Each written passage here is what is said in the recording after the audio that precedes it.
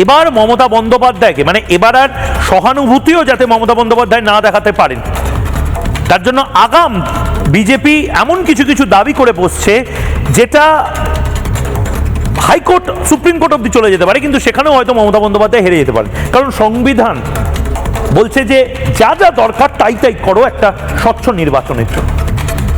এবং ঠিক সেই জায়গা থেকে এই ব্রেকিং নিউজটা নেব। ভয়ঙ্কর ভয়ঙ্কর দাবি করে এসেছেন বিজেপির প্রতিনিধি দল, যারা কেন্দ্রীয় প্রতিনিধি দল আজকে জ্ঞানেশ কুমারের সাথে দেখা করেছেন। লাগাতার উস্কানি, ভোট প্রচার থেকে নিষিদ্ধ করুন মমতাকে। লাগাতার উস্কানি দিয়ে যাচ্ছেন মমতা বন্দ্যোপাধ্যায়। ভোট প্রচারে নিষেধাজ্ঞার দাবি বিজেপি। এফআইআর দায়ের করুন ন্যায় সংহিতার ধারা মেনে, কেন্দ্রীয় বিজেপির আর্জি জ্ঞানেশ কুমারকে।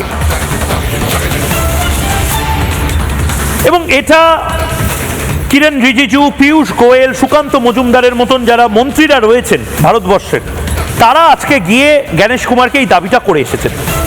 আমি কেন বলবো এই দাবিটা যুক্তিপূর্ণ, যুক্তিসঙ্গত দাবি এই মুহূর্তে বিজেপির প্রতিনিধি দল করে এসেছে। কেন বলছি?